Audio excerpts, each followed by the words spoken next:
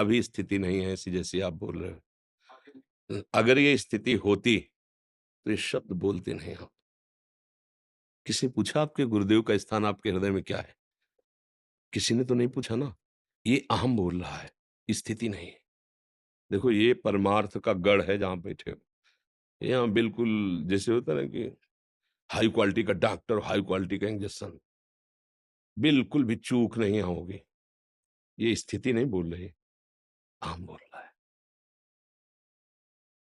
जब अहम का समर्पित वृत्ति का जागरण होता है, तभी होता है। जब दूसरा बताया कि बहुत गुरु भक्त है, मन वचन कर्म से गुरु, और जब ये आपके कान में पड़े, तो आप ऐसे करो, नहीं, नहीं, ये अगर कुछ भी है तो मेरे गुरुदेव ने घसीटा, मैं तो विषयी जीव हूँ, मेरे अंदर कहाँ गुरु भक्ति है? समझ रहे ना?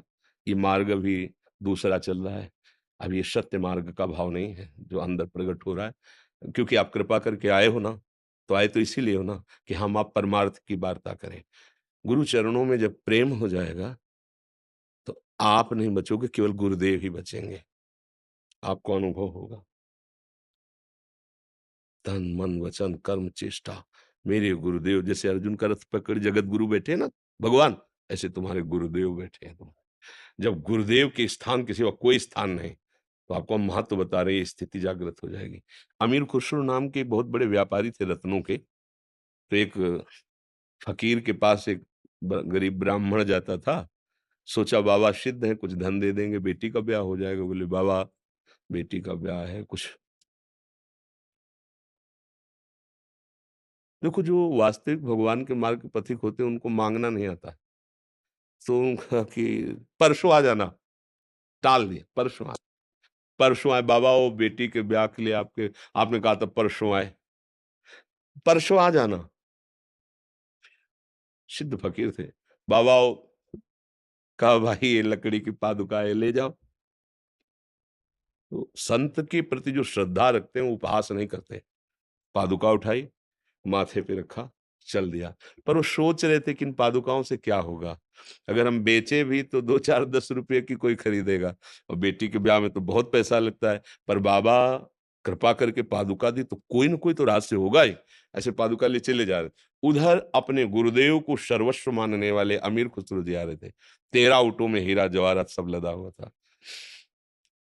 अपने सेवकों से कहा मेरे आका की खुशबू आ रही है, मेरे मालिक की खुशबू आ रही है, मेरे गुरुदेव की कोई सामग्री है आसपास।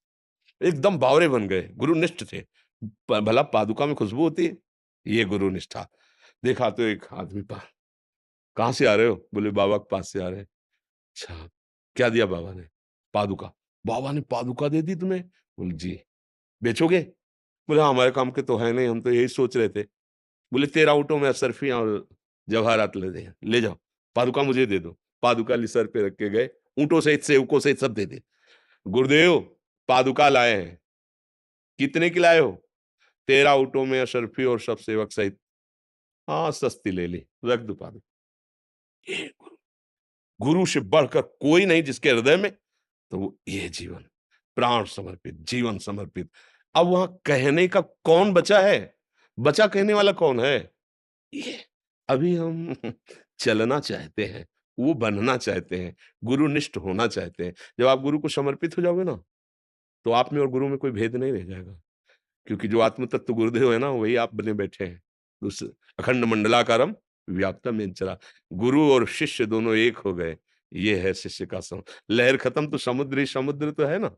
महाराज जी, जब भी तकलीफ में होता हूँ और तकलीफ मेरी गलती से नहीं आती और मैं बहुत दुखी हो जाता अभी हूँ, मेरा बहुत दूर हो गुरु विश्वास से, डगमगा जाता है। बहुत दूर हो प्यारे। ये जो प्रश्न है ना, अभी समझे ही नहीं गुरु को। मेरे कर्म तेरे कर्म सुख दुख, अभी तो बिल्कुल धरा प्राकृतिक है ना। और गुरु को मानना मतलब समस्त ज्ञान का उदय हो जाना, सुख दुख से परे हो जाना, हर समय परमानंद। गुरु और ब्रह्म एक है ना। गुरु साक्षात परब्रह्म तस्मै श्री। और जिसे ब्रह्म बोध हो गया, मतलब गुरु से प्यार हो गया, गुरु उस स्थान पर है जहां कोई दूसरा छीन नहीं सकता, तो दुख सुख का अनुभव किसको हो रहा है? ब्रह्मभूता प्रसन्न आत्मा।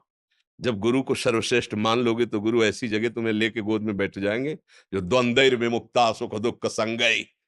भैया खूब नाम जप करो, गुरुदेव की आज्ञा पे रहो, दूसरों को दुख ना पहुंचाओ, तुम्हें जो दुख मिल रहा है वो पूर्व किया हुआ कर्म निपट रहा है, चिंता मत करो, आगे अपार सुख मिलने वाला है क्योंकि आप गुरु भक्त हैं, आप गुरु प्रदत्त नाम जप कर रहे हैं, अच्छे आचरण कर रहे हैं, पूर्व किए हुए कर्मों के हिसाब को जो कम होके आ रहा है गुरु कृपा से, उसे हम हँसते-हँसते भोग लेते हैं, हमारा ही किया हुआ है। जैसे हमारे दाँत से हमारी ज़बान कट जाए, खून निकलने लगे तो हम क्या करेंगे? किस पे गुस्सा करेंगे? सहेंगे ना? हमारे ही चूक से हम गिर पड़े, हमें लग जाए, फिर क्या करेंगे? हम उसे सहेंगे ना? ऐसे ही हमारा ही कर्म हमको दंड दे सकता है, त्रिभुवन में कोई ऐसा बलवान नहीं कि हमें दंड दे सके। हमारा कर्म ही हमारे पीछे शिकारी की तरह लगा रहता है और जहाँ समय आया, तहाँ वो मार गिराता है। बड़े से बड़े को मार गिराता है। कर्म बड़ा प्रचंड है। अवश्य भोक्तव्यम कृतं कर्म, उसको मार सकते हैं तो केवल भगवान मार सकते हैं। शुभ-अशुभ कर्मों का नाश करके परम पद गुरु प्रदत्त नाम जप करो, गुरु चरणों के आश्रित रहो, आए हुए सुख-दुःख को समान भाव से हर्ष शोक रहित होकर भोग लो, आगे बहुत आनंद है। आनंद मार्ग यही है।